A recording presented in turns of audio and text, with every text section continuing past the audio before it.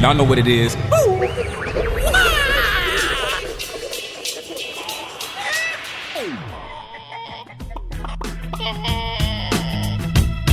Hey everybody, I'm Ryan and welcome back to Eggs.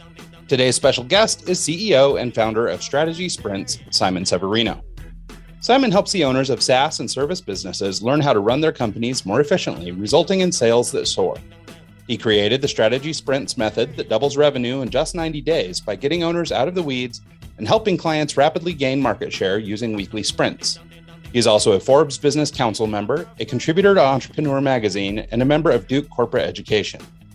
Joining us today for a conversation about doubling your profitability in just 90 days, how to build a fast and responsive company using sprints, identifying and exploiting new competitive advantages, and so much more. Please join us in welcoming to the show, Simon Severino. Hey, Simon, how are you, man? Excited to be here. Hello, everybody. Absolutely. I'm absolutely thrilled to have this conversation. We were talking a little bit just prior to recording. We actually had tried to have this conversation sometime last year. I want to say maybe September, October, or something like that. For scheduling reasons, we weren't able to complete it at that time, so we rebooked. But my God, so much has happened in your life since the time that we actually booked this thing. So maybe let's start kind of in the beginning. How did you get into this line of work? What do you do? And then we'll expand from there. So 20 years ago, I was a junior consultant, then consultant, senior consultant, junior project manager, senior project manager, principals of a global consultancy. And then I started on my own doing consultancy, helping people with go-to-market. I picked one topic because I was one of 100,000 people. And so I had to pick what I stand for. I picked one topic. I said, okay, go-to-market strategy. That's my topic. And that changed everything. I sticked to that topic, and now it's 18 years later, and I've been doing only this one thing, helping entrepreneurs with go-to-market. And so we coach them one-to-one, and that one-to-one has become a program, and it's now a global program, and there are different cohorts. But really, I've just been doing one thing the last 20 years, and helping people with sales and marketing. Well, it's funny. And, I really admire it because, for some people, they might look at this like, oh, my God, he's just been doing the same thing all this time. But, you always hear this, right? The niches are where things are at. Like, really, it is in picking, your niche and trying to understand what it is that you do that makes you special. So can you talk a little bit about that? I think a lot of people, especially for young entrepreneurs, it's really difficult to pick the thing, right? Unless you start a business based on maybe your trade, you're a welder, so you begin welding. If you start a business for almost any other reason, you're wearing many hats, so how do you sort of choose the hat to wear? You will realize quite soon when you start a business that you become the bottleneck. You become the plateau. You become the reason why the thing cannot grow, and you become the reason why you cannot charge more, and you become the reason why actually it's stopping from unfolding. And so when I got there, I hired a business coach, and my business coach told me, Simon, we have to get you 2 layers above fulfillment. And I was like, what is fulfillment? And he said, well, the delivery, the coaching. You're a coach, you coach. I should stop coaching? I'm a coach. And he go, yeah, but somebody has to work on the business of business. And I said, oh, you are right. And that should be me. So he said, we're going to free up time, Simon, 10 hours per week, and you will work on the business of business. You will do affiliate marketing, branding, hiring, scaling, all that stuff. And I said, well, it sounds good. Let's try. And a couple of years later, I fired myself from fulfillment. And that was probably the best thing that I ever did. And it wasn't even that hard. It sounds so hard, like you fire yourself from fulfillment. It wasn't hard at all. And now I have 40 hours per week time to really grow the business. And of course, I coach the coaches now. So every Monday, we all come together and we go through all clients, marketing numbers, sales numbers, ops numbers of every client. So I'm still involved. I know what's going on, but I don't spend 40 times in the projects. I spend them on the business. Yeah, no, I think that that's a great insight. This idea that you need to take yourself out of production, this concept. And I think a lot of entrepreneurs feel it, but maybe to admit it to themselves that they are the bottleneck is actually kind of a struggle. It's really difficult to sort of recognize that you're actually the problem here. And so being able to take that next step, in your case, you had a coach or you had a mentor, but where do you think that people could find this sort of knowledge on their own? Because, you hear these things all the time, the idea of niching down or the idea that you need to hire work done and work on your business, not work in the business. You hear these sort of, I don't know, these phrases colloquially, people say them out loud, but people still just don't do it. How come people aren't following through? Look, when I want to do something that's bigger, I hire a coach. So when I did run my first half marathon, I hired a marathon coach. When I did run my first triathlon, I hired a triathlon coach. And so when I wanted to scale my business, I hired a business coach. And I couldn't do it on my own because it's not enough to hear something somewhere. It's a really process of inner work and outer work. The inner work is making you ready to let go some parts and to be ready to hold more weight in other parts. That's the inner work. You have to let go of specific behaviors so that you are ready to hold more weight with the hands that you have now free. But you have to free them up. That's the inner work. That's where you need this conversation with a really good coach. The second part, the external work, is it will take you forever if you don't have blueprints. So you'd better find a coach who has done it themselves, who runs a business where he doesn't coach, and he asks him for the blueprints. And for example, we do this. The Strategy Sprints University is 274 blueprints. My blueprints, I share them with my clients. They are all consultants, coaches themselves. And, they don't need to reinvent the wheel. They take my blueprints and get done much faster.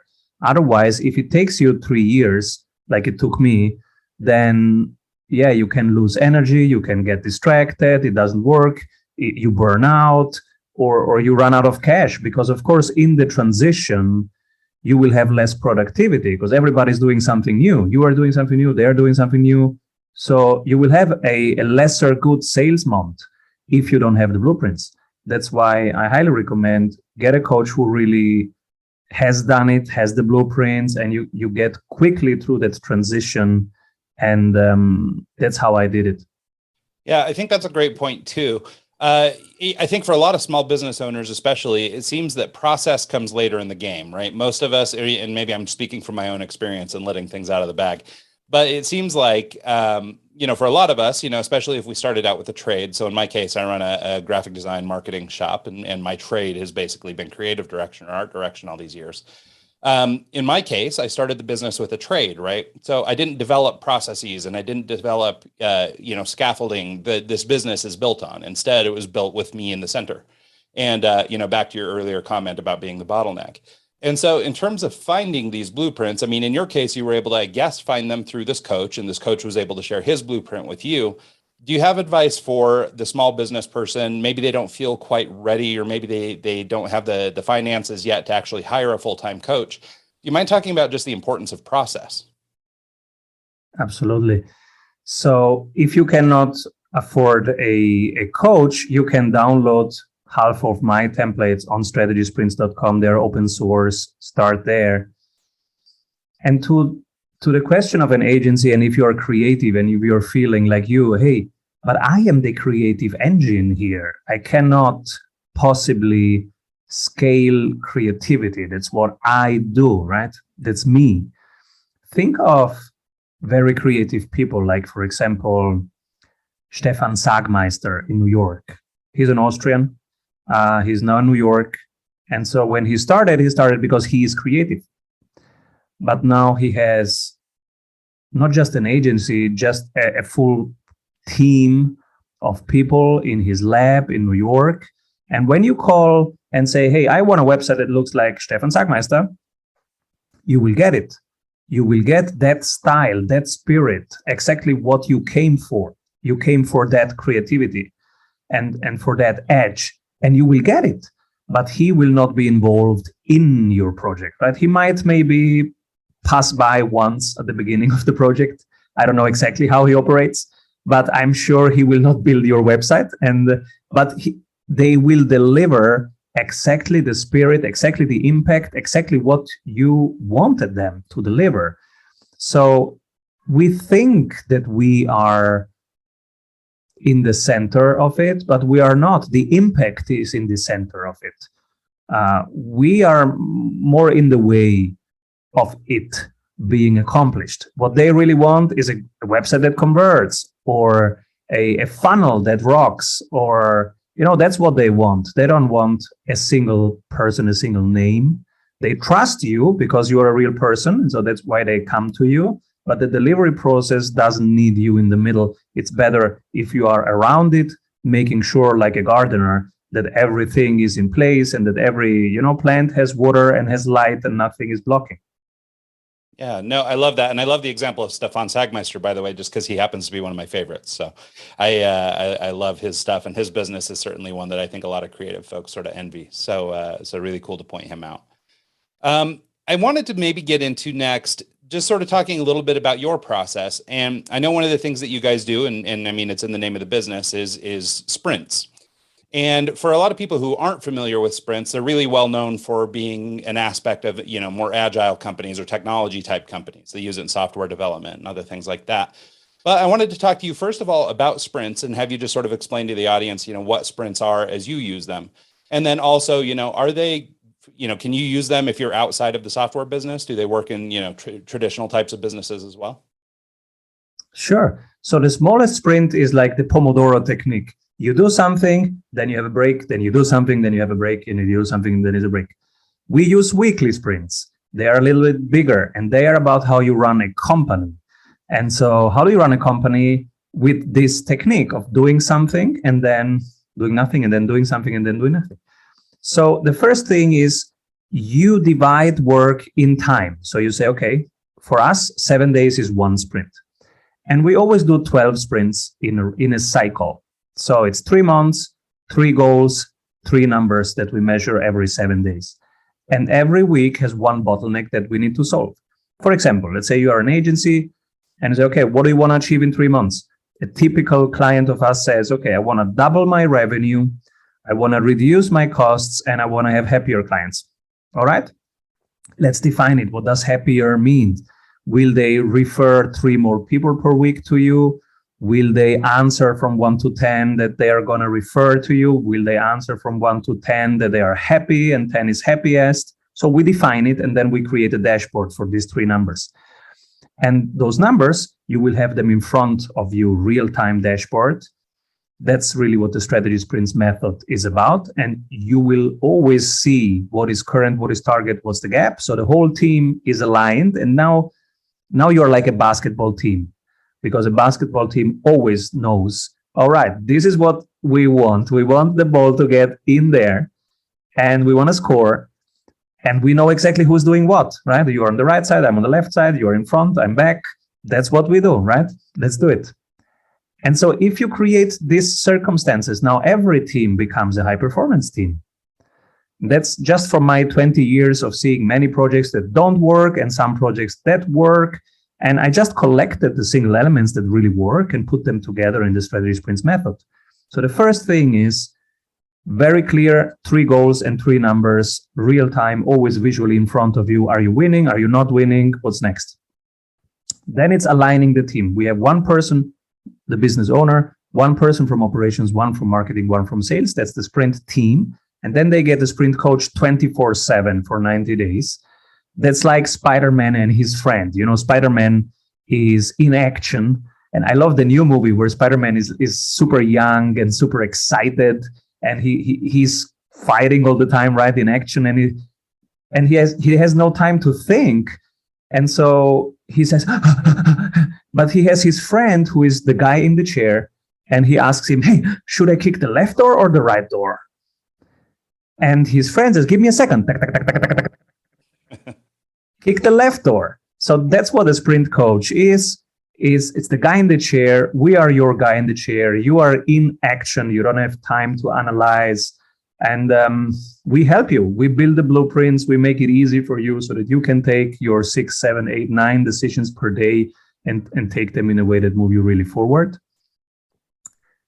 And that's why they can double revenue, because they don't have to stop and analyze and overthink.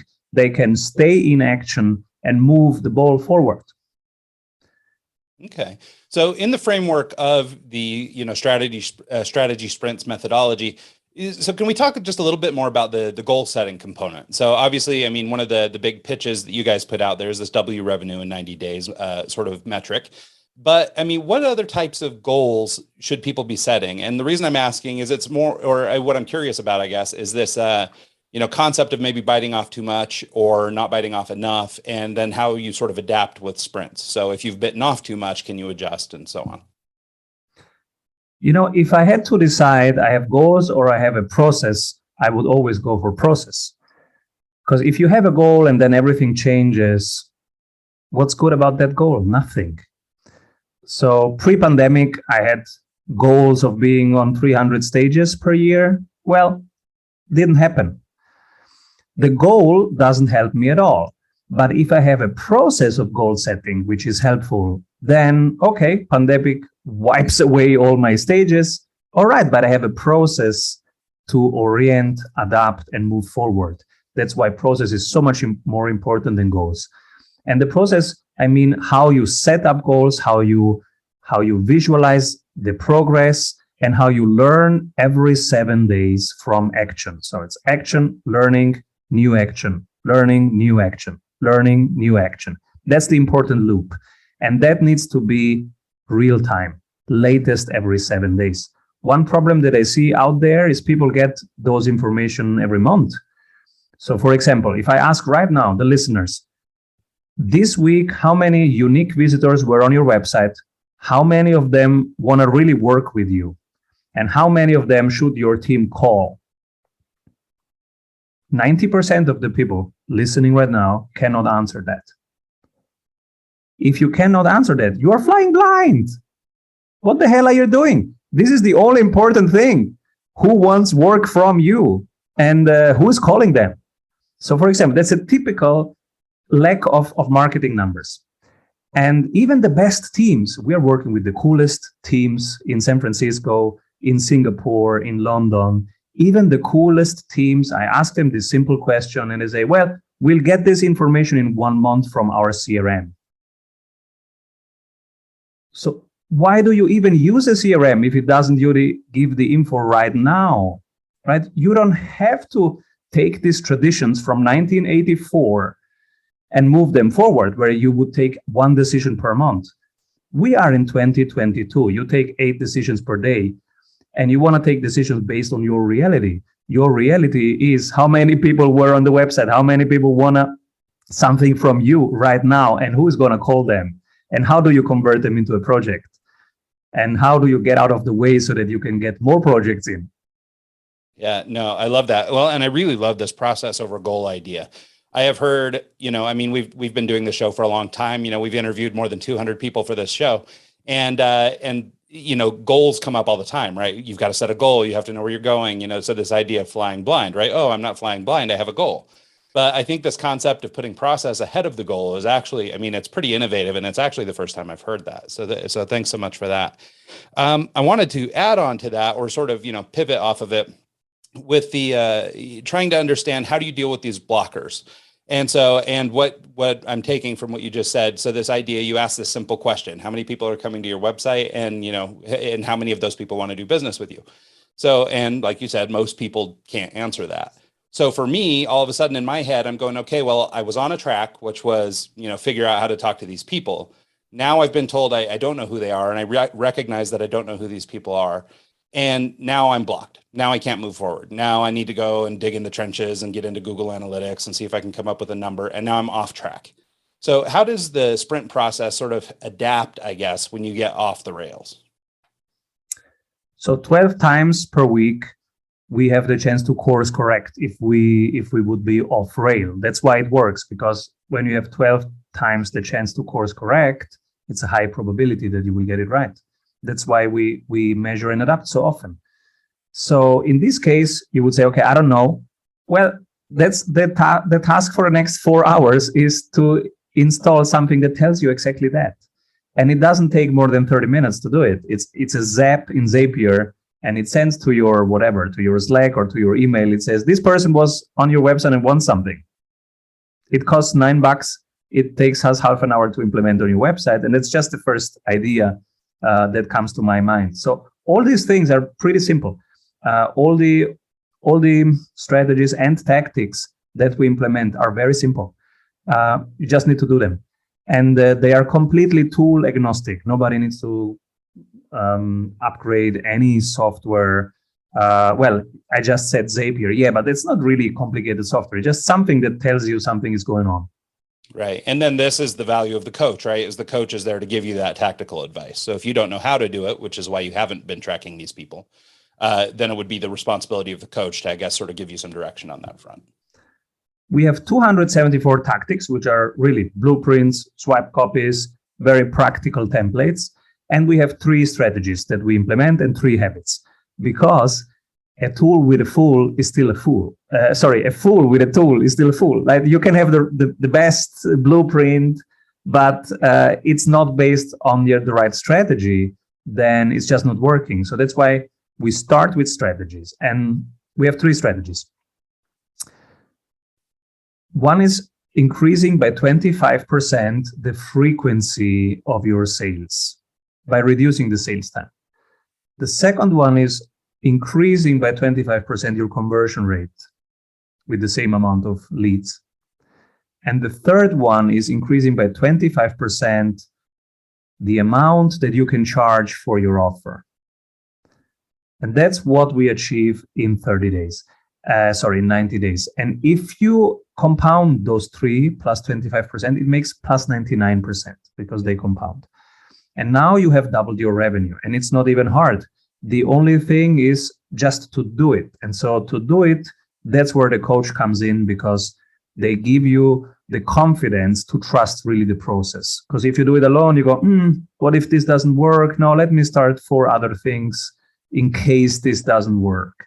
But if you have a coach who says, hey, I did this 100 times, this is what you do this week, then you can go, okay, I trust the process. Let me trust the process. I jump into it. And that's the basic dynamic of every teacher relationship, right? And of every, evolution and in exploration. So these are the 3 strategies. And with these 3 strategies, we check against every project or activity. Does it increase frequency? No. Okay. Does it increase the price? No. Does it increase the conversion rate? No. Okay. Why are we doing it? That's how we focus. For these 90 days, we will get one thing doubled. Can be one product, one offer, or one market. We will just improve every single part of that, from the beginning stage, awareness, to engagement, to making them ready, to closing the deal, to retaining. Okay. Yeah, no, I love that. And I think that's a really smart approach, clever way of approaching things. I did want to talk to you though. So you mentioned, with these strategies, you're increasing engagement 25%, you're moving people down the funnel, you're doing all these things. What if you don't have a funnel? So like, at what point are you when is the right time to engage with a group like yours? Is there a time that we're too green, or could we really join forces with somebody like you really from the beginning? We have 2 programs. One is if you are below 35K per month, then that's the kicker that gets you to 35K per month. And if you are at 35K per month, we double you to 70. These are the 2 programs, and it's very different, the activities that we need to do in each camp. But okay, let's say I don't have a funnel. I start from scratch. I have a concept. Well, it's the same thing.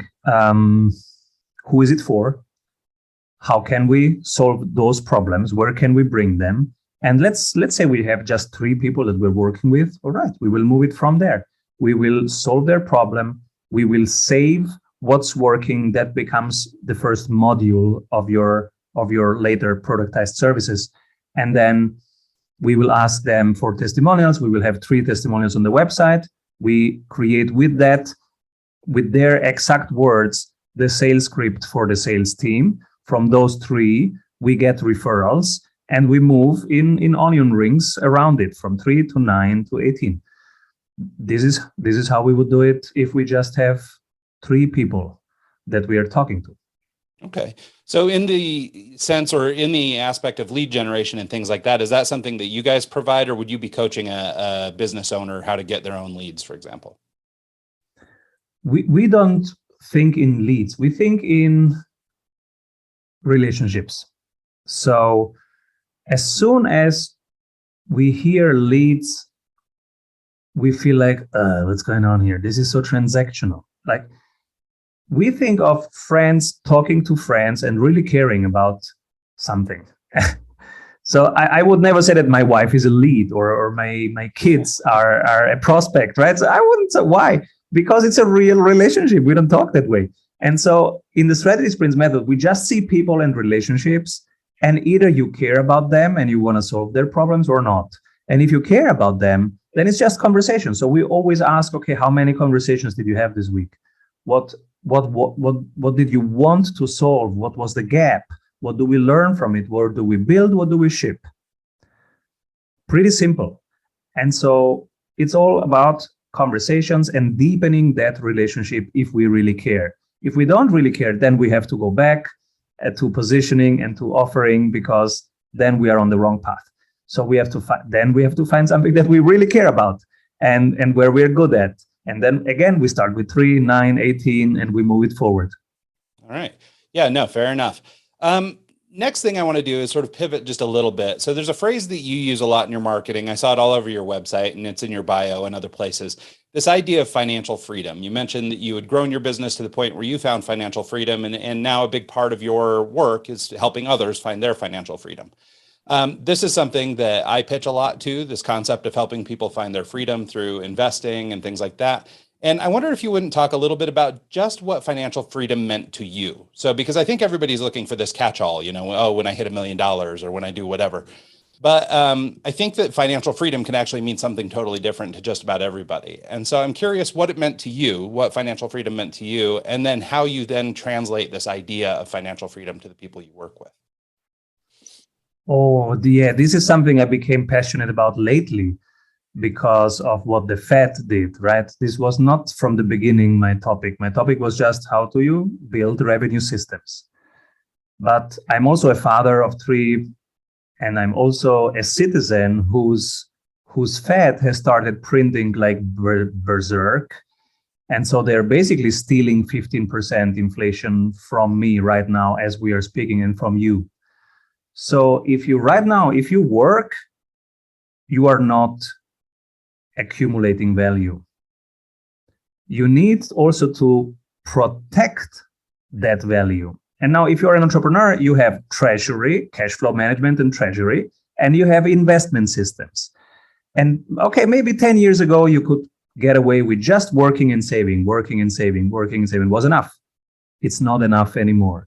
If you now have money on your bank account, it's melting like an ice cube. Official inflation rate 7%, the real one 15%, and it's growing. US debt alone, I think, is 30 trillion. It's a number that I cannot even grasp. That's how big. A trillion, million, billion, trillion. It's incredible. It's such a huge number. So if you have wealth and if you have a business and that business is generating profits, you are losing it right now if you don't invest it. That's how important this became over the last year when they started just giving away money that they don't have. And by that, debasing all of your monies. Everybody who's listening here, they're debasing your money right now. And so I started a new channel, a YouTube channel, where every day I just tell people, look, this is what you have to do. You have to buy equities. You have to buy crypto. This is how you do fundamental analysis. This is how you do technical analysis. And if you don't do that, in 10 years, you are out of the middle class. Yeah, and that's not funny. No, well, and it's an incredible time. And it's funny, you recognize that over this period of time. I did as well. And I actually, at my age, I just got into like investing seriously last year. Now pivoting and trying to figure out how to navigate it, I guess more effectively. And for me, a big part of it was retirement planning. I've been self-employed my whole career. I don't have a 401k. I don't have the things that, you get if you work in an organization, for example. And so now at 40, which is, of course, I'll take the irresponsibility factor, but, but at 40, now I'm trying to figure out how to get this thing done and get caught up for retirement in what is now becoming a pretty rough market or a pretty rough economy. And I'm trying to be prepared to retire, early and be able to enjoy my youth as much as I can. And so, with maybe a 10 or 15 year runway for retirement. And so I'm spending a lot of time on this subject as well. And in fact, that's one of the things I mentioned to you before the show is I've been discovering your new content that I think is doing a really good job sharing these new concepts with people. So maybe we could talk a little bit about sort of investing and how people should be doing that. And so, and primarily for the self-employed. So these are the people, not unlike me, that are maybe late into a career where they've been doing their job as their business for 20 years. Now they need to start savings because, maybe they're like me and they're tired of standing in front of a computer screen 20 hours a day. And it's time to start, I guess, growing up. So, but how do we do that today, right? Because a lot of the traditional methods aren't the same as they used to be. Oh, this is such an important thing to talk about. First of all, you need assets that appreciate. So 10 years ago, the best idea would be to buy real estate. Now it's too late. So what can you buy now? Gold is doing nothing. Silver is doing nothing. You need equities and you need some crypto exposure. And so, for example, you need a basic portfolio allocation. My allocation is 20% real estate, 35% equities, 35% stocks, 10% cash. And in some periods, I want 20% cash just before a bear market because I want to buy when things are cheap. So you have to learn how to construct a portfolio, these percentages, how to decide which buckets you want to have, how much risk, how much protection. And the goal is really, if you need to build wealth, then you have to go in a few titles with full conviction, 3 stocks, 3 cryptos, full conviction. If you want to protect wealth, you need a diversified basket. And so depending on how old you are and what the goal is, you have to construct your portfolio. And I teach this on my channel, how you construct your portfolio. This next thing is, okay, which assets to pick? For example, the 3 stocks, the 3 crypto, which one should I take? How do I find the winners? That's what we call fundamental analysis. And so in the stocks, it's easy because you have the earnings reports. I have a 10 minutes video how you do fundamental analysis on them. It's easy. In the crypto, it's a bit more complicated. There was nothing. I created something for myself and I'm sharing this on the channel. It's 9 steps, how you find out what a solid crypto asset is, because 99% of them are not. So find the solid ones and with fundamental analysis. And then the next question is, okay, now that I know, okay, these are good stocks to have and good cryptos to have, when should you buy? When should you sell? This is now where technical analysis comes in. And even if technical analysis, it's just backwards. So I like to say that it's astrology for men. So it's not really a science. But also fundamental analysis is not really a science. Fundamental analysis is subjective, but it tells you something about forward. And technical analysis is objective, but it tells you only something about backwards. So none of those is enough to take good decisions. That's why you need a system. You need a system where either every day or every week or every month, depending on how much time you want to put in and how much time you have to put in. I'm spending 1 hour per day just with my investments. I research stocks and cryptos. I put them on my buy list. I have a buy price, a sell price, and I rebalance every Sunday so that I have this 35%, 20%, 10%. That's what I do. And since I'm learning a lot, I'm sharing it every day on my channel, which is called Simon Severino on YouTube. I'm sharing just the journey. Hey guys, this is what I found. Because I want all my friends to be economically free and not victim of circumstances that they haven't chosen. Yeah. Well, and that's been one of the points of this other channel or this other show that I'm doing too, in addition to the work we do here at Eggs with so many business leaders and CEOs, is this concept of, playing sort of the long-term game and understanding that fundamentally things are a little bit different than they were. So if you're only in securities, for example, you might buy and hold, like maybe that's your strategy, right? You buy this thing and you hold it for a long time. Well, with cryptos, maybe that's not always the best plan. Stuff tends to move kind of a lot. And, people like me even, who sort of bought into cryptos and sort of an older mentality. I bought it and I held, and then I missed all the profits that could have been taken in November. And now we're at the bottom of the barrel again, and to your point about asset allocation, had I cashed out, I could have reinvested that cash now at a much lower level and doubled or done better with my investment. And so I think your point about being active and actually spending time, dedicating time to this is really important. Just like we would with our business, if investing is going to be a big part of our financial lives, either in the future or, for retirement's sake, or just even now, I think it makes a lot of sense to make that just a part of your day. Absolutely. And so one part is thinking, okay, what do we want to really hold long term, and what is more of a trade that is short term, maybe a year or under a year, and you want to get in and out, in and out, in and out with their swings. For example, Bitcoin, I just want to hold forever. That's for my kids and their kids. But Ethereum, Solana, Luna, Phantom, I'm just buying when they are cheap, and I will sell them when they are around the peak. You never exactly pick the absolute peak, but it's good enough. If you miss a little bit of that peak, it's still enough to get out and to recircle back your profits into the long-term holds. Same thing with my stocks. I've been living from Tesla, Amazon, and Google over the last decade, and but I sell Tesla every time it doubles. I sell half of it. So I bought Tesla at 300. I sold at 600. I sold half, and I kept the initial game in the initial investment in, but it was de-risked because I got it out again.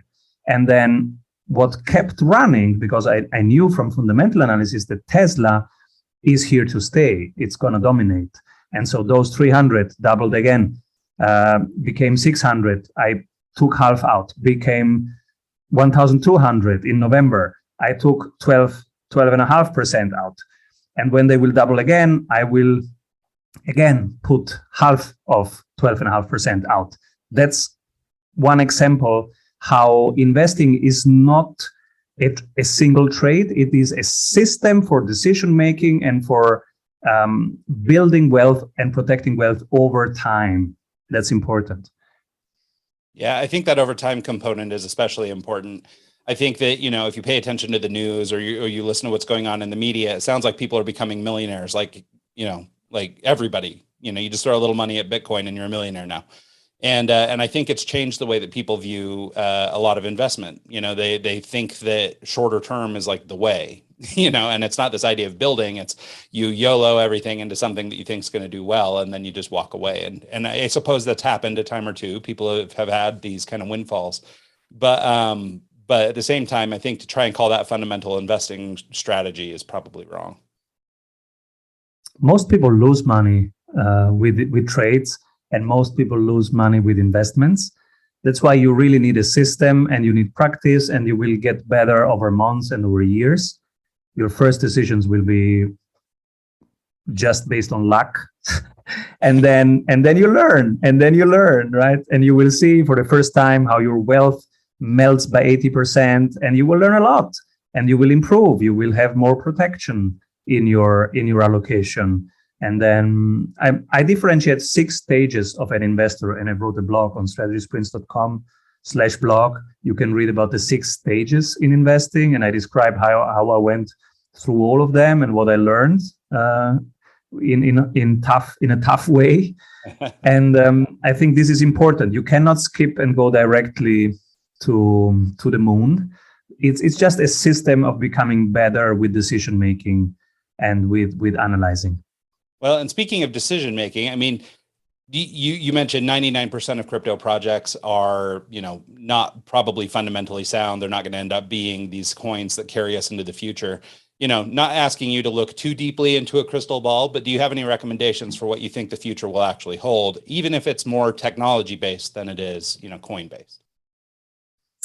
Absolutely. So a good exercise is to go to, I don't know, Coin Market Cap or one of the overviews, Coin Market Cap, for example, and you look at the 2017, the top 100 coins, and then you look this year, the top 100 coins, and you will see that there is just Bitcoin left. Everybody else is not around anymore. That is, I think, a very important exercise to do, because that gives you the feeling for how dynamic the space is and how emergent the space is. And I'm sharing with my community every week what I'm buying and what I'm selling and the price. Not because it's always perfect, but because it shows them how to do it and how you get better over time. And so this week I've been buying Phantom, Luna, Bitcoin, Ethereum, and Matic. I've also been buying Google, which, by the way, is going to split stock. So Google, you might want to enter. Not financial advice, but you want to have a sharp look at Google right now, and also Tesla, and also Amazon. So these are three that I always buy, whatever the price is, because the network effects and the market dominance in terms of market share. And this is why I do fundamental analysis in ongoing, because when you have a strong network effect and market dominance, there is nothing that can stop you.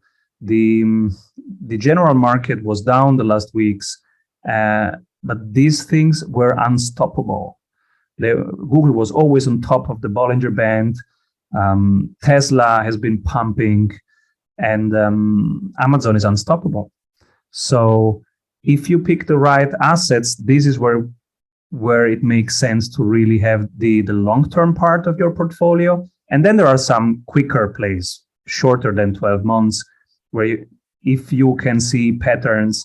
For example, silver. Silver is always swinging between $22 and $27. You can play that. You can buy at 22 and sell at 27. Not financial advice, but it's so clear. You can look over the last 10 years. That's what it does. So that's a swing trade opportunity, for example. I don't do swing trades, but if you are into that, you can do that. And then there are other swing candidates like Amazon, etc. They stay always in the same range. Tesla is in a range between 850 and 1,200. Buy at 850, sell at 1,200. For example, if you see that it is such a clear pattern, and you don't have that always. That's why every day I do 1 hour analysis. And from time to time, I find these patterns. Well, then I bet on them and I go with them. That's example of this week. Okay. No, I love that. Well, so we're starting to get towards the end here, but I wanted to talk to you about just one more thing. Obviously, again, if you pay any attention to the news, these things are everywhere. They were maybe one of the hottest things of last year. You have a specific stance on it that I'm very interested in. So I wanted to get your take on NFTs. I am sort of with you, or sort of in the camp that I believe that the technology is actually more important than the piece of artwork, for example. But I wondered if you'd talk a little bit about just your stance on NFTs, what you think, what they've done so far, what you think they're going to do, and what you think the future of NFT investing is.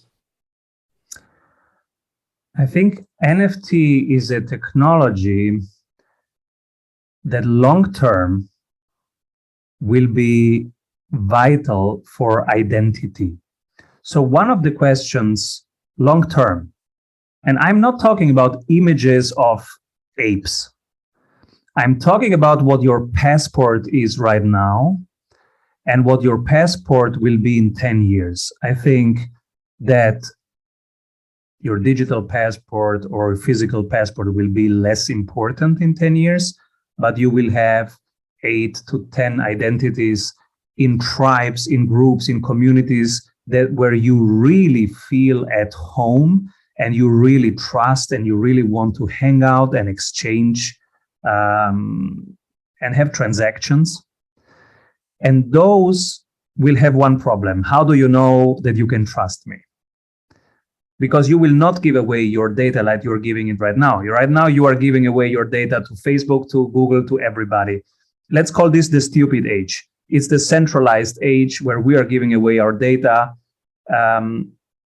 We will not do that moving forward because we have now better options.